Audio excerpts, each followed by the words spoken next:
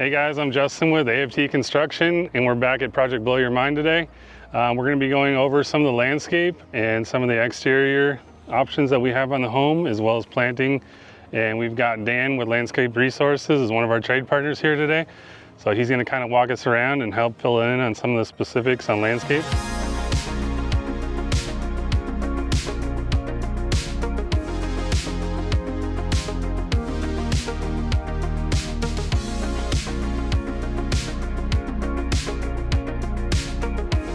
Justin, thank you. So what we have here is, we're getting really close to getting finished here in the front yard here, but let me help describe some of the things that makes this special. Right here we have an olive tree. This was important to the homeowners to get mature olive trees. This one is specifically focused on the center of the street, so as you pull in, this will be lit up very pretty at night, create some height, helps frame the home also as well. This particular tree came in a 72-inch box and it weighed 12,000 pounds. It's also approximately 35 years old. Another one of the favorite plants the homeowner likes is iceberg roses, and so we have iceberg roses planted at the base of this tree. We have a total of 5 raised steel planters.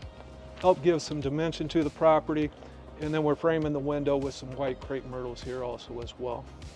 The reason you see all this dirt here, this is going to become artificial grass. The homeowners don't necessarily like the looks of the rock, and so we try to cover up as much as possible. So from end to end of the property here in the front, we're going to have artificial grass, which makes the steel planters become even more important to help give that height.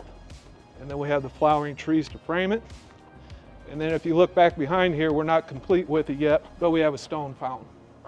This stone fountain will have 3 fountain heads.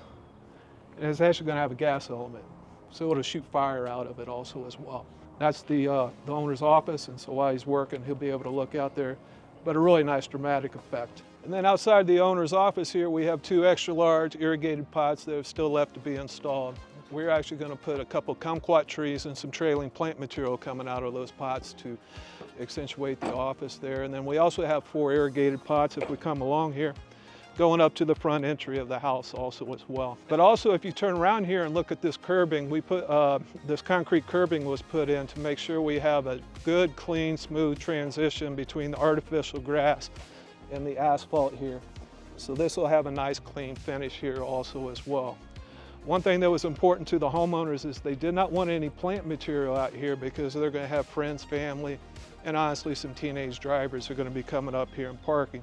So they didn't want to deal with damage of plant material and to have a nice open parking space where if they come on the artificial grass a little bit, it really does not matter at all. And the concrete curbing here will give a nice clean finish to it. So another one of the favorite plants of the homeowners, there's a couple, or actually a handful of them that we have up here. They love the agaves, and so we have agaves flanking these extra large wide step pads going into the front entry of the house, approximately the same width of this large front door that we have here. We're going to have 4 irrigated pots, and that's the piping that you see standing up out of the patio space over here also as well. And so these are going to be tall, square pots. So these are going to be black. They're going to be about this tall and about that big around. Another one of the favorite plants that the homeowner has over here, there's actually 2 of them. This is Fragrant Star Jasmine. It just finished blooming a couple weeks ago, but it has been in bloom since late February and really gives a super nice fragrance. We have a number of these used throughout the property also as well. Now we haven't gone through and done the final detail yet, but another request of the homeowners was to install some ponytail palms. And so that's what these guys are here. And so we have a row of those so they can enjoy at their front entry. And then as we come along, the homeowners are going to be driving by here. The driveway is located to our left. So we have another mature olive tree located right here at the front side of the home also as well. Again, this side over here is going to have artificial turf coming all the way up to the curbing. As repetition and keeping the same theme, we have another raised steel planter right behind this also as well. And then we have a couple interesting things. I was also requested to install some totem poles. And so we have a handful of totem pole cactus into here. That's these large tubular succulents that you see right here also as well. And then located back behind here, This is a little bit rare. This is a tababui tree. It's also called a pink trumpet tree. Late winter, early spring, this will be covered in pink trumpet flowers. It's really neat, kind of rare. And so that's going to kind of pop up behind the olive tree here. It doesn't get very large, and so it's a nice scale tree that provides some flowers and some color. As we get into the back, we have a couple more of these, and then we also have another one of her favorite flowering trees that we'll get to.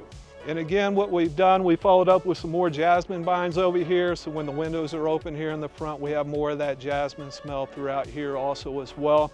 And another one of the homeowner's favorite plants that we have located along the wall on the east side of the property, and we have spotted throughout a couple areas here that we still need to put some trellises on, is the Lady Banks rose. More of that to come.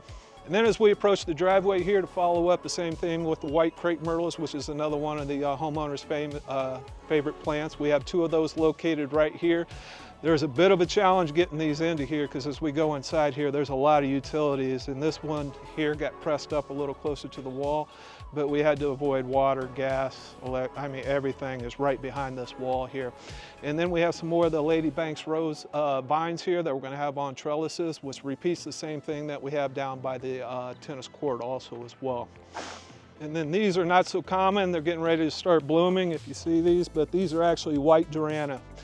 And so what these are going to do is these will grow up to 4 to 6 feet tall. We keep them trimmed along the back side here, but they're going to develop all these beautiful white flowers that will just kind of trail off there. And these are kind of rare also as well. They're not the easiest plants to find in the world. Then we enter the motor court area here. So there's a few thoughts going on here. They love massive trees, and so what we have here is we have a total of four mature elm trees located at each corner. Eventually, what's going to happen is these elms grow like an umbrella. And what's going to happen is this umbrella, you're going to be driving through here, so you're going to be driving underneath these trees as you enter the house. The same thing is going to happen back here when you go back to the RV garage. Eventually, those elm trees are going to grow together, and you'll be driving underneath those as they mature. Here we have the sour orange to provide some privacy from the neighbors. These need to be maintained a little bit. Please forgive us. We haven't gone through and detailed the property yet, but these are going to get trimmed up, and they'll provide some nice evergreen privacy from the neighbor to the west and the east. We followed up the same theme on that side of the property also as well. And so as we discussed earlier, one of her favorite plants is the Lady Banks rose. And so we have 4 of these, one on each side of the garage. What we're going to do is we're going to train these using wire, and these are going to grow up and over the top of the garage on each side. So these two will come together and they're going to meet in the center, and so will these also as well. So it'll be a real neat look and a real nice garden feel to the auto court area. So we're going to have a privacy with the sour orange. We're going to have the elm trees growing together. We're going to have the Lady Banks growing together also as well. And then of course we have some nice plantings using some of the same accent plants with agaves, framing the driveway with the little alleys also as well. As we pass the motor court going into the RV garage, what we have is a nice basement area down here. This area is a particular challenge because this is a massive water feature that goes down into the basement area. Originally, we wanted to use some larger trees into here, but we were really dictated by the amount of utilities that are going through here as far as the size of the plant material that we can use. I feel really fortunate. The homeowner really likes the weeping willows from the northeast. And what we have here, and this is really rare, but this is actually a desert willow. And if you look here, and this is one of the first I've seen, the desert willows are usually purplish pink, and we actually found a hybrid white variety here. So I was really excited about that. But these will grow and mature, these will grow together, and it also helps provide shade for this area here from the western exposure. So the sun's going to set over here. This is going to get really hot. As these trees grow together, it'll provide some nice shade and some screening there. And then also what we have here is some bower vines where we're going to train along the wrought iron fencing here. And so there'll be a nice green backdrop for that right there. And then we also have a handful of roses into here also as well to pick up on the theme of white. And again, as we get into here, here's some more Lady Banks rose. It's going to handle the heat of the western sun right here. This area right here is going to get really hot. And then we also have another Lady Banks rose vine here, so you're just not seeing a big white blank wall. This area here is a challenge. If you look at the two green caps right there, those are massive, massive propane tanks, so I couldn't put anything of any size into here, but we have some nice roses. Fortunately, we have the backdrop of the sour orange there also as well, and then we have the little alley which will help frame this area also as well, but this was a challenge right into here. Okay, and then as we come along the back here, you're like, that seems weird, why do we have this vine standing up right here? Well, what we're going to do is we're going to do metal posts here, and we're going to have three wires, and what we're going to do is attach this vine to the 3 metal wires going here. And so instead of having a hard masonry wall or a different type of plant, we're going to attach the vine to that to create a nice little courtyard area here. We have a white bower vine here, a white bower vine here, and a white bower vine here, and then we're just going to develop this little fencing here for a nice little courtyard area, followed up with we have an olive tree located right here also as well. So this will be developed into a nice little courtyard area. We have a couple irrigated pots there that we're going to plant real nicely.